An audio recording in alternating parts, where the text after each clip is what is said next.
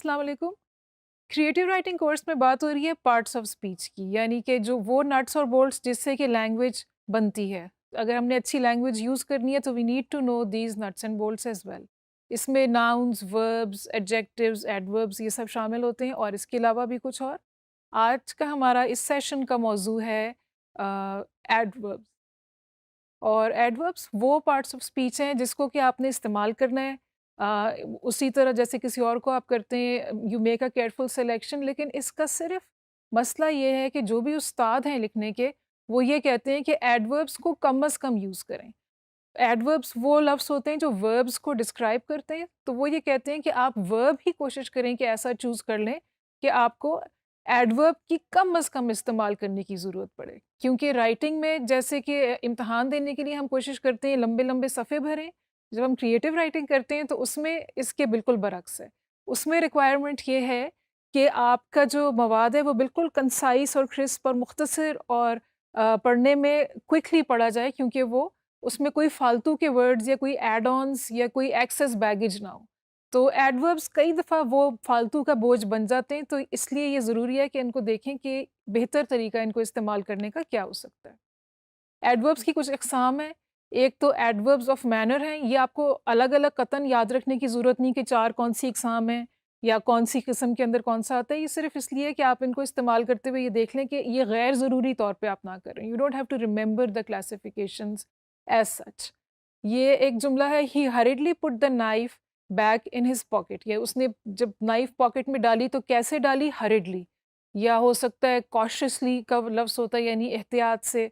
तो this tells you how he did what he did, so that is why this is an adverb of manner. इसके साथ एक और होते हैं adverbs of time and frequency. Adverbs of time and frequency में ये पता लगता है कि कोई काम जो हुआ वो कितनी मर्तबा हुआ या किस वक्त हुआ। जैसे कि she usually took that route but today she felt different. Usually यहाँ पे एडवर्ब है और टुडे यहाँ पे एडवर्ब है, बिकॉज दे टेल यू कि वो किस वक्त गई। या वो टेक और टुक इज द वर्ब और उसके साथ ही एडवर्ब यूज हो रहा है। इसके साथ होते हैं adverbs of place. She heard a wailing sound nearby. कहाँ सुना उन्होंने? Nearby. So nearby is the adverb of place. इसके अलावा है एडवर्ब्स ऑफ डिग्री, यानी किस हद तक। She has almost finished, she has nearly finished या ऑलमोस्ट फिनिश्ड। ये सब एडवर्ब्स हैं।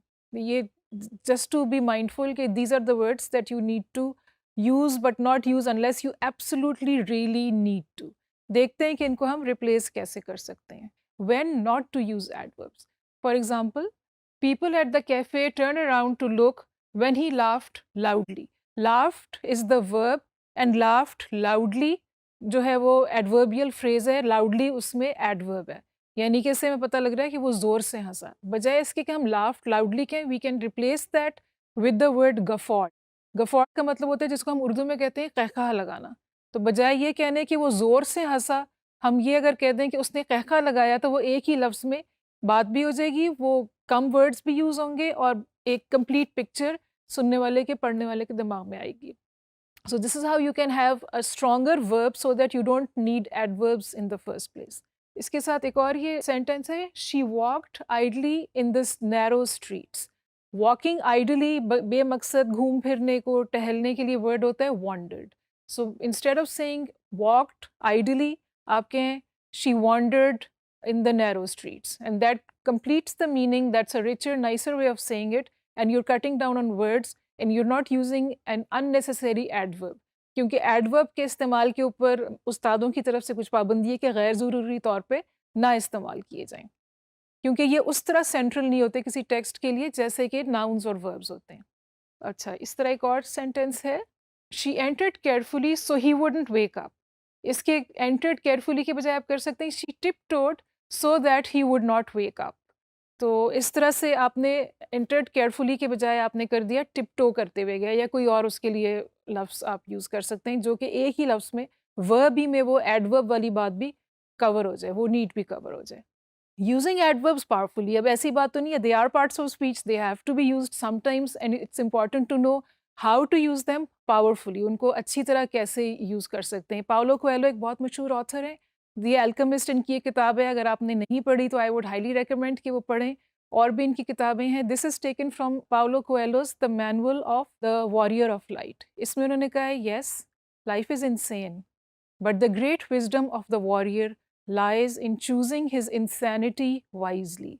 नोटिस कि इन्होंने उसको एडवर्ब को कितनी इंटरेस्टिंग तरीके से यूज़ किया। चूज़ इज़ द वर्ब और उसके साथ ये वाइजली चूज़ करना है।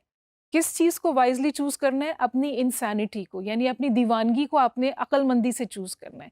So that's an interesting contrast of opposites जो उन्होंने एडवर्ब के साथ क्रिएट किया है। सो ऐसी बात नहीं है कि एडवर्ब्स को इंटरेस्टिंग तरीके से नहीं यूज़ कर सकते।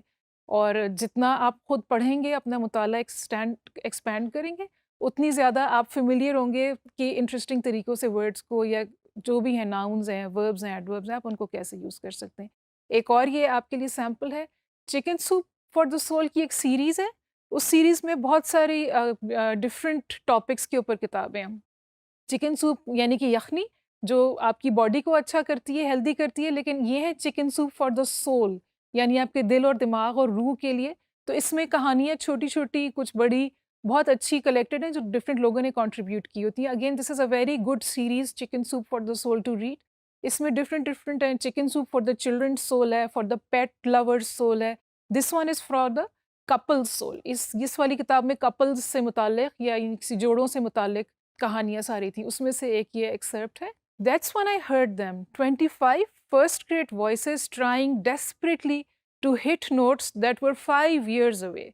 यानी वो छोटे-छोटे बच्चे वो आवाज़ निकालने की और वो सुर लगाने की कोशिश कर रहे थे, जिनसे वो अभी 5 साल दूर थे। यानी अभी उनको 5 साल की और कोशिश करनी थी, तो वो उस सुर तक पहुँच सकते। So desperately is a good word to use, it's a good adverb to use here. तो ये है, this is all about adverbs. We hope this was helpful and that you can use this in your writing. Thank you.